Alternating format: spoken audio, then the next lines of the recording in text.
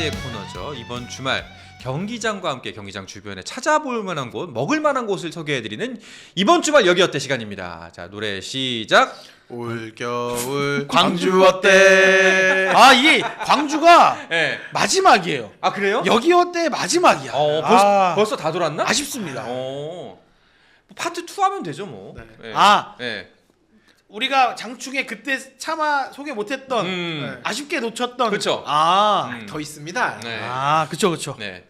일단은 오늘은 그러면 전라도 광주로 가봅니다. 그렇죠. 예.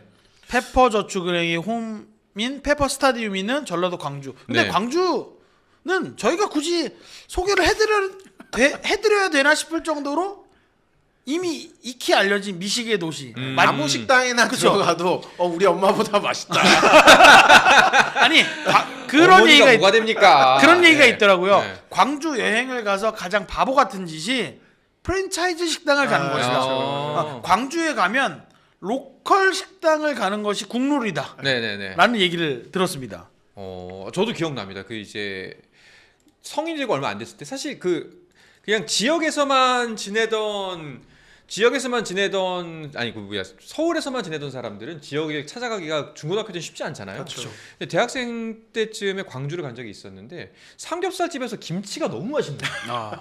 김치 네. 일당 한 5개씩 깔아주시고. 네. 그래서 야 여기는 무슨 맛집인가 보다 했는데 이제 혹시 이거 김치 판매도 하시나요? 무슨 소리 하는 거냐고 지금 약간 되게 어이없어하던 예, 그 식당 아주머니 표정이 아직도 기억납니다. 그냥 집김치다 이거 팔기는 무슨 팔기 어디다 이거 파냐. 우리 예. 먹으려고 가족 먹으려고 하는 그러니까, 건데요. 예. 그만큼 로컬 식당에서 맛있고 좋은 것들이 많다.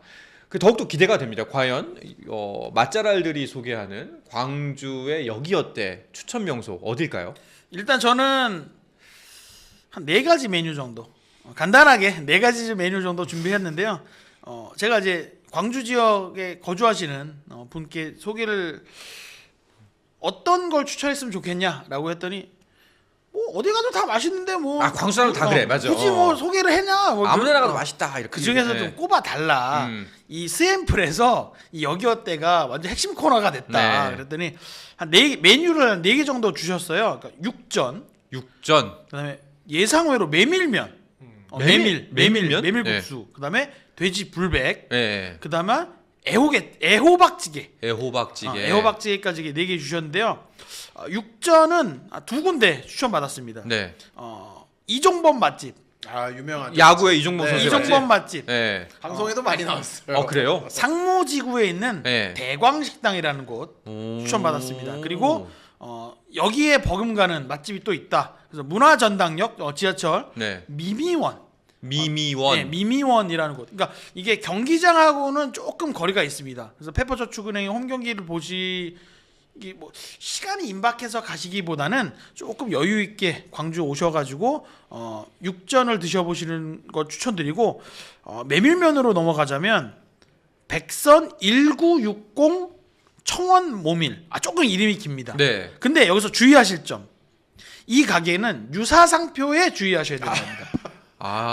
맛집이다 원조가 보니까 여러 그렇죠. 집이 있군요. 네. 그러니까 제가 지금 백선 1960 청원 모밀이라고 말씀드렸잖아요. 예. 유사하게 청원 모밀이라는 집들이 많대요. 그렇기 때문에 꼭 백선 1960이라는 이 앞에 수식어가 붙어 있는 이 메밀면 집을 가셔야 광주 분들이 인정하는 맛집이다. 1960. 예, 백선 1960. 1960. 예, 충장로에 본점이 있고 네. 상무지구에 분점이 있다고 합니다. 여기가 메밀면. 그리고 이제 돼지 불백 여기는 이제 또 충장로 구시가지. 네. 보광옥이라는 집입니다. 보광옥. 여긴 저도 처음 듣네요. 저렴하고 맛이 좋다. 돼지 불백 추천하는 집은 광주에서는 여기를 꼽겠다. 네네. 그리고 저는 이제 광주하면 애호박찌개를 가장 먼저 꼽아주실 줄 알았는데 그렇죠. 이게 야구계에서는 뭐 워낙 유명한. 그러니까요. 곳이죠. 그리고 네. 요즘 뭐 SNS에도 광주 맛집 하면 애호박찌개를 많이 소개를 해주시더라고요. 그래서 우리 스앰플 여기 어때에서도 빼놓을 수 없다 해서 애호박찌개 맛집도 하나 좀 추천해달라고 했더니 금남로에 있는 네. 송원회관. 송원회관. 여기는 이제 애호박찌개뿐만 아니라 뭐 제육이나 육회까지도 곁들이면 충분히 맛 좋은 집들이다. 그래서 이게 4가지 메뉴를 추천을 받았고 사실 광주 미식의 도시라고 제가 앞서 말씀드렸잖아요. 그러다 보니까 광주에서는 지금 추천드린 이 식당들뿐만 아니라 어느 로컬 식당을 가도 기본적으로는 맛들이 다 보장이 되어 있다. 그러니까 우리가 익숙하게, 그러니까 뭐 타지에서 익숙한 프랜차이즈 식당을 가는 것도 좋지만 지금 소개해드린 집 외에 다양한 로컬 음식집들을 찾아보시고 네. 방문하셔서 우리 댓글로 남겨주세요. 네. 그럼 저희도 그렇고 우리 스탬플 보시는 분들도 광주에 가셔서 검증합시다. 그러니까 한상원 아나운서처럼 그렇죠. 갔다 왔는데 좋더라. 네. 남겨주시면 정말 좋을 것 저는 같습니다. 장충동 다녀왔습니다. 돈돈 돈가스. 예, 맛있었어요. 자, 진짜 이 AS가 굉장히 중요한데 댓글로도 꼭 광주에서 이미 다녀오신 분들이 댓글 달아주시는 것도 좋고요. 이 페퍼저축은행 경기 보러 가셨다가 또 이제 광주까지 되면은 타 지역 계신 분들은 1박 할 가능성이 매우 높지 않습니까? 그렇죠. 가신 김에 좀 거리가 있더라도 오늘 소개해드린 맛집 한번 가셔서 맛도 한번 보시면 좋겠다라는 생각이 듭니다. 근데 여기서 하나 덧붙이자면 제가 이분 추천 받았잖아요. 본인이 이걸 추천을 해주면서 입맛을 다시는 거예요. 그러니까 자기도 아는 맛이니까 나한테 얘기를 해주는데 자기가 막 씁씁거려요. 네. 그래서 아니 추천을 해준 사람이 입맛 다시면 어떡하냐 그러니까 아는 맛이 더 무서운 거야 라고 얘기를 해주시더라고요. 그만큼 보장된 맛집들이다. 정말 강추드립니다. 알겠습니다. 광주 갈 일 있으면 저도 한번 꼭 가보도록 하겠습니다. 저도 몇 군데를 준비했는데요. 오, 예. 저희 지난번에 이제 뚜주류 소개를 해드렸잖아요. 그렇죠. 빵집. 네. 천안의 빵집. 그러니까 이 빵이 사실 또 가서 시간이 없을 때 사가지고 올 수 있는 장점이 있잖아요. 아, 그렇죠. 그렇죠. 그래서 광주 빵집 하면은 또 광주 사람들이 모두 인정하는 곳이 있습니다. 오. 궁전제과라는 곳이 있습니다. 궁전제과. 이게 광주에만 있는 동네 빵집 프랜차이즈예요. 그래서 이제 사장님이 사업에 성공을 하셔서 가족들로 이제 가게를 조금씩 약간 의정부 평양냉면처럼 네. 광주에만 한 7, 8군데 제가 있는 곳으로 아는데 특히 염주체육관 페퍼스타디움에서 굉장히 가까운 곳에 염주점이 있거든요. 네. 이곳이 이제 빵지순례라고 하잖아요. 빵을 좋아하시는 네. 분들에게 그분들에게도 필수 코스 중에 하나입니다. 뭐 대전 성심당, 네. 뭐 군산 이성당 이런 곳처럼 굉장히 좀 유명하고 프랜차이즈는 아니기 때문에 좀 다양한 또 빵들이 있잖아요. 시그니처가 이제 공룡 알빵이라는 게 있어요. 공룡 알빵. 네, 그래서 저도 이제 처음 가서 뭐야? 먹어본 게 한 4, 5년 된 것 같은데 공룡 알빵? 뭔데 딱 보면은 좀 실망할 수도 있어요. 왜냐면 샐러드 빵이에요, 그냥. 아, 저건가? 아, 예, 맞습니다. 저게 아니, 공룡 알빵입니다. 저렇게 많이 들어간다고? 네, 냉장 보관을 해야 됩니다, 저게. 아니, 왜냐면 샐러드이기 때문에. 저 안에 샐러드 저렇게 많이 넣는다고요? 네. 그래서 정말 저게 한 끼 식사가 돼요. 아니 될 수밖에 없잖아요. 지금. 이게 식사가 문제가 아닌 것 같은데. 구운 버전도 있거든요. 어. 구운 버전도 좀 별미입니다. 한번 드셔보세요. 이야. 저는 사가지고 와서 먹었는데 그리고 이제 선수단이 자주 가는 맛집을 제가 몇 군데 좀 들어봤어요. 네. 그랬더니 이제 그 선수단이 아파트 생활을 하고 있거든요. 맞아요. 페퍼 같은 경우에는 그래서 아파트 근처에 화정동에 있는 완고반이라는 곳이 있고 여기는 완고반? 네, 여기는 정말 고깃집이고요. 뭐 완전 고기에 반했다 뭐 이런 뜻인 거예요. 네.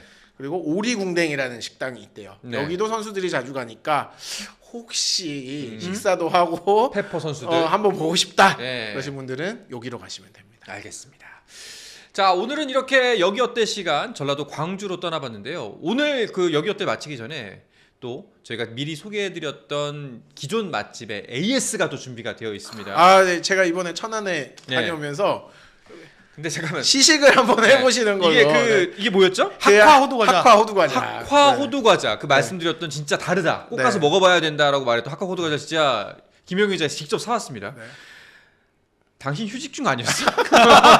아니, 호두과자 사러 왔죠. 그러니까요. 호두과자를 살아간 김에 배구경기가 있네. 네. 오늘 배구를 하네. 배구도 보고 호두과자 하고. 네. 일단 뭐 본인께서 직접 뜯어주시죠. 아, 네. 네. 뭐 사실 겉보기에는 뭐 별 다르지 않아요. 이게 뭐 그 우리 지난번에 천안 어때 보여드렸지만 할머니가 웃고 계시잖아요. 그렇죠. 네네. 거기가 원조거든요. 그래서 이제 천안역에 가시면 아마 2대째 아드님이 하시는 것 같아요. 거기는 보니까 여러 가지 매장이 있는데 노트북에 가려서 안 보이니까 노트북에 네. 잠깐 접고서. 네, 여기 네. 이렇게 할머니가 포장에도 할머니가 웃고 네. 계세요. 아이고, 아이고.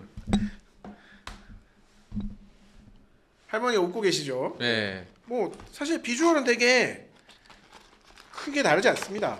그러니까 포장은 다 네. 똑같아요. 포장은 다 어. 똑같아. 정말 평범한 호두과자.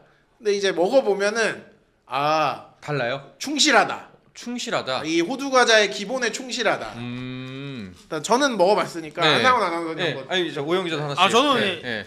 저희 집에서도 검증된 학과 호두가 네. 할머니 호두 과자입니다. 오. 일단은 뜯어보면은 뭐 사실 여기가 원조일 수도 있으니까 뭐 겉모양이 크게 다른 거거지는 평범합니다. 예, 그냥 똑같은 호두 과자입니다. 호두 과자가 좋은 점은 배구공을 닮았어요. 심플 이즈 베스트. 네. 네.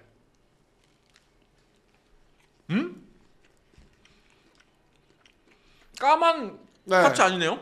색깔이 다릅니다. 오. 원래 이 색이었대요. 그래서 아, 호두 그래요? 과자가 까만 파츠 아니라 그냥 황금색이에요. 그러니까 저도 그렇고 저희 가족들도 놀랐던 게 사실 호두 과자가 식으면 네. 조금 딱딱해지는 그렇죠. 그게 가장 큰 단점이잖아요. 사실 그런 딱딱해버리면. 그렇죠. 근데 학과 호두 과자는 제가 먹어봤을 때 뭐 일부 조금 딱딱해지는 부분도 있었습니다만은 대체로 식어도 부드럽다, 말랑하다. 그래서 어린 아이들이 딱딱하면, 그러니까 딱딱하면 이렇게 뱉어버리는 경우가 많은데 어린 아이들도 편하게 잘 먹는다. 이게 언제 사신 거예요?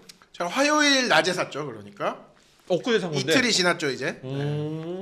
그런데도 상태가 그러니까 제가 솔직한 평가를 말씀드리자면은 자 학화의 우리 할머니 계신 솔직한 평가를 말씀드리자면은 빵이 얇진 않아요. 네. 솔직히. 근데 그 빵이 부드러워. 네, 그러니까. 예, 그 팥 맛이 진합니다.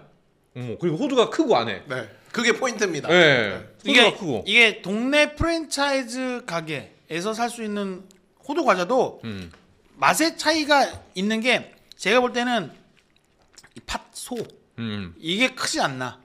팥소가 풍부하게 들어있어서 보통 밀가루 맛이, 그러니까 소가 적으면 밀가루 맛이 덮어버리는 그렇죠. 경우가 있는데 이거는 마지막 씹을 때까지 팥이 쫙 퍼진다.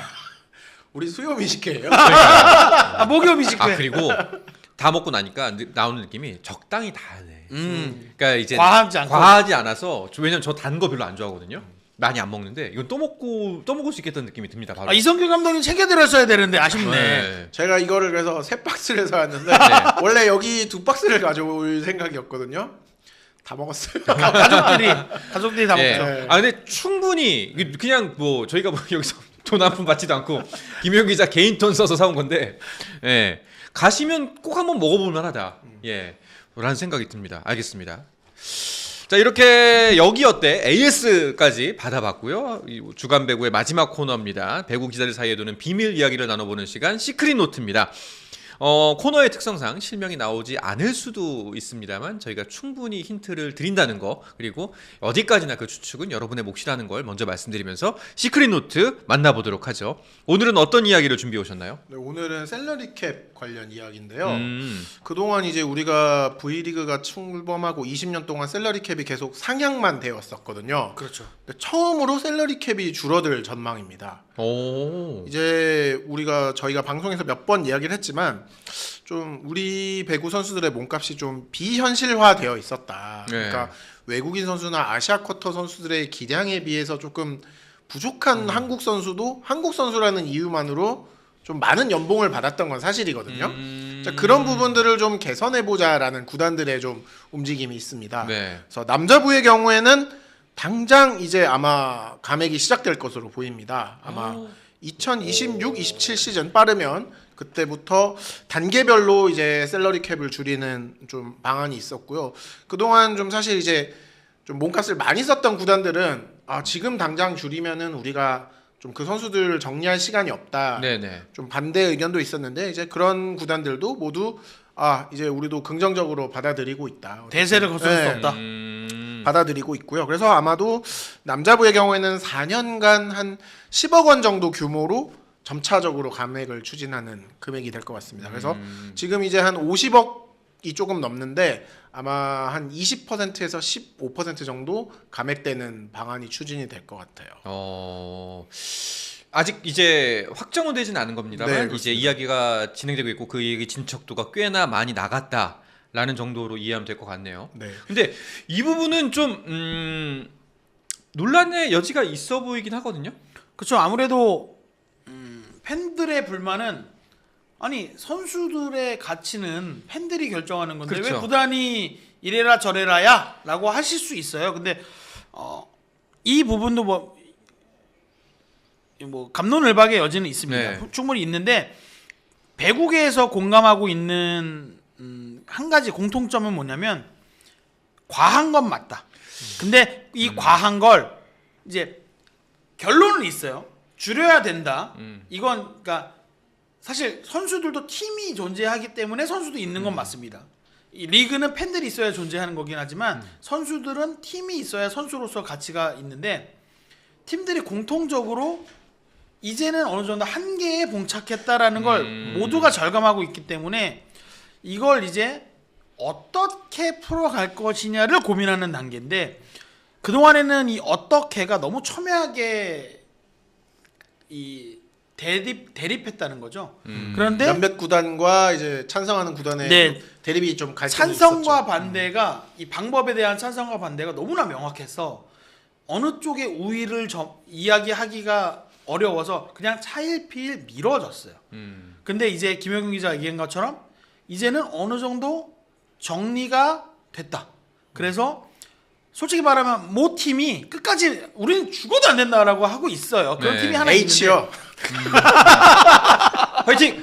H. 있는데 모 네. 팀이 있어요. 근데 그 팀도 이제는 대세가 우리가 가는 길이 아니구나라는 걸 인정을 하고 대세에 동참하기로 어느 정도 이제 협의를 보고 있어서 수준에 김영규 기자 얘기한 것처럼 이제 수준 어떻게 줄일 것이냐 이 단계에 대한 논의 정도로 보면 될 것 같습니다. 근데 이게 제가 생각하는 개인적인 의견입니다만 사실상 뭐 선수들의 연봉이라든가 그 사람 성적에 대한 금액이 정찰제가 아니지 않습니까? 그렇죠. 뭐 팬들이 얼마만큼 사랑을 해주면은 인기가 많으면은 혹은 시장가가 그렇게 형성이 되면은 이제 그 선수들한테 그 연봉을 주는 건데 이게 과도하게 책정이 되어 있다라는 전제는 약간 이게 뒤에 깔려 있는 것 같거든요. 예전에는 그 돈 받았으면 이렇게 했어. 그렇죠. 요즘에는 네, 그렇죠. 그 돈 받고 그거밖에 못해? 라는 이야기인데 좀 약간 주객이 전도된 것이 아닌가. 그 돈을 받으면 그럼 저 녀석을 죄송합니다. 저 선수를 어떻게까지 끌어올릴 것인가를 좀 더 집중적으로 이야기를 해야 되지 않나. 이렇게 뭐 연봉을 다 같이 이 정도 수준이면은 한 월 100만 원 받는 선수 70이면 충분해라고 조정하는 거는 좀 과한 표현입니다만 저는 이건 구단끼리의 담합으로도 볼 수 있다. 그러니까 그래서 배구 V리그에 보면 과거에 이제 선수 노조, 그러니까 메이저리그 보면 뭐 구단들이 과도하게 자기들에게 유리한 정책을 뭐 할 때는 선수 노조가 나서서 이렇게 조정을 하고 하는 게 있잖아요. 그것처럼 V리그에도 선수 노조가 필요하다. 그래서 연맹이나 구단에서 좀 선수에게 불리한 뭐 규정이나 제도를 도입하려고 할 때 협의할 주체가 필요하다라는 목소리가 있었는데 아직까지 그거에 대한 결과가 뚜렷하게 나오지 않았어요. 네. 그래서 사실 그거에 대해 중심이 되려고 했던 선수들은 이제 또 다 나가 있는 상황이고 그렇기 때문에 이 계기로 다시 한번 그러니까 우리가 이 한국 사회가 노조라는 이 단어에 대한 약간 부정적 인식이 있죠. 있기 때문에 선수 노조가 필요해라는 의견들도 있습니다만 지금 한상원 아나운서 말씀해 주신 것처럼 뭔가 주객이 전도된 것 같은 느낌의 정책이 도입되려고 할 때는 그래도 선수들의 목소리를 낼 수 있는 창구는 필요하다. 네. 그래서 이번 기회가 선수 노조에 대한 필요성이 다시 한번 주목받을 수 있는 기회가 될 수도 있겠다라는 생각을 합니다. 네. 저한테 말씀해주신 취지는 충분히 이제 아마 팬들도 많이 이해를 하실 거예요. 근데 이제 우리 배구의 특성상 이제 사실 다른 축구나 야구에 비해서 수익을 내기 굉장히 힘든 구조이고, 그렇죠. 또 다른 해외 리그에 비해서 우리나라 선수의 연봉이 굉장히 높아요. 그러다 보니까 좀 구단들에서는 굉장히 좀 압박감을 느끼고 있고 이런 것들이 좀 새로운 구단을 운영하거나 뭐 2군 리그 운영에 좀 어려움을 느끼는 사실 구단들도 소수는 있거든요. 네네. 그런 부분으로 좀 긍정적인 좀 자금 치환으로 좀 일어날 수 있는 부분도 있고요. 또 사실 경기력이 또 걱정되잖아요. 사실 이럴 때는 좀 그에 대한 보완 대비책도 어느 정도 마련되고 있는 게 이 이사회에서 또 외국인 선수 아시아 쿼터 아마 조정도 어느 정도 논의가 된 것으로 알고 있습니다. 그래서 올 시즌 이제 외국인 선수 부상 때문에 경기력 변화가 너무 심했잖아요. 네. 예를 들면 한국전력 같은 팀, 이 개막 5연승을 달리다가 외국인 선수 문제로 지금 거의 그러니까요. 최하위권까지 떨어졌잖아요.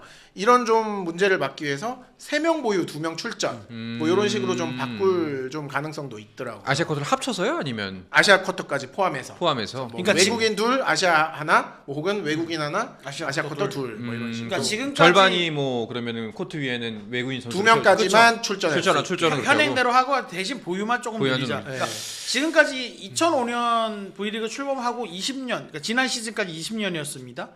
20번째 시즌을 치르면서 V리그도 그렇고, 그러니까 코보도 그렇고 V리그 팀들도 그렇고 양적인 성장에 집중해왔던 게 사실입니다. 그러면서 셀러리 캡도 거의 매년 무섭게 올리던 때도 있었고 선수 보유 규모도 구단들의 목소리에 맞춰서 늘려왔고요. 그런데 이제는 V리그를 운영하는 코보도 그렇고 V리그 팀들도 그렇고 무언가 이제 양적인 성장은 어느 정도 이제 할 수 있는 만큼 충분히 이루어졌으니 이제는 질적으로 조금 다질 때다라는 생각에서 뭔가 이렇게 사람도 다이어트를 하잖아요. 그럼 이제 좀 뭔가 사람이 좀 단단해질 수 있는 계기가 되는 것처럼 V리그가 과도하게 커져 있는 부분을 조금 깎아내면서 더 단단한 리그로 되어보자라는 쪽으로 이제 공감대가 형성되는 것 같아서 팬들이 너무 이 셀러리 캡이 줄이는 거에 대해서 너무 나쁘게만 보지 마시고 분명 그러니까 무작정 줄이자는 건 아니거든요. 그러니까 다른 쪽으로 이 금액을 좀 써보자라는 네. 목소리가 나오는 거기 때문에 또 응원해 주시면서 좀 더 이 리그가 발전하는 방향이다라고 생각해 주시면 좋을 것 같습니다. 일단은 발전을 위해서 하는 거니까 그런 부분은 수긍이 가긴 하는데 오늘은 시크릿 노트가 아니라 시크릿 논쟁이 될 것 같은데 결국에는 그런 부분도 분명히 있거든요. 이제 회사가 예전에는 아마 비슷한 연배니까 기억할 겁니다. 토요일까지 근무를 했었어요. 그렇죠. 그러다가 이제 주 5일로 간다고 했을 때 전반적인 사회 분위기가 어땠냐면은 다 망한다. 아 맞아요. 이러다 다 죽어 이거였어요. 지금도 예. 주사일 채우게 예. 52시간 그러니까 이러다 다 죽어 이런 첨예하게 거였거든요. 분위기잖아요. 다 죽기는커녕 오히려 뭐 아무런 문제 없이 잘 그렇죠. 돌아가고 있습니다. 이 회사도 결국에 잘 나가는 회사들 뭐 돈 많이 주고 복지가 좋아서 거기에 좋은 인재들이 모이는데 제가 걱정하는 건 이런 지점이죠. 연봉이 점점 줄어들고 이런 부분에 대해서 자꾸 비전을 못 보여주면 안 그래도 적은 배구 선수 풀에서 그렇죠. 더 사람들이 배구를 유망주들이 학생들이 맞습니다. 안 하게 되는 건 아닐까 그런 부분도 감안해야 되지 않나라는 생각이 분명히 듭니다. 뭐 이제 뭐 갑론을박이 진짜 있을 것 같긴 한데 여러분 댓글로 싸워주시기 바랍니다. 네. 그러니까 이런 부분에 대해서는 충분히 창구가 약간 어떻게 보면 제가 앞서 말씀드렸던 것처럼 생각은 그러니까 이런 한상훈 아나운서가 말씀해 주셨던 부분들에 대한 생각은 분명히 존재하지만 규정이나 제도를 만드시는 분들에게는 사실 그 목소리가 전달이 잘 충분히 되지 전달이 않죠. 되지 않기 때문에 뭐 그런 부분을 뭐 저나 김효균 기자 같은 기자들도 충분히 지적을 해야 되고 조금 더 배구 팬분들이 오픈된 공간에서 자유롭게 이렇게 이야기를 나누실 수 있는 부분에서 조금 더 적극적으로 해주신다면 연맹도 그런 팀들도 가만히 그냥 무시할 수만은 없는 상황이거든요. 저희 방송을 많이 보고 있으니까 네. 저희 댓글에다가 많이 많이 남겨주시면 예. 결국 팬들의 사랑이 커지면 커질수록 연맹이 됐던 구단이 됐던 선수가 됐던 그 누구도 의견을 무시할 수가 없습니다. 왜냐하면 프로리그니까요. 맞습니다. 예, 많은 의견 남겨주시기 바라겠습니다. 스포츠 플러스 한정의 무대 스포츠 플러스 인터넷 없이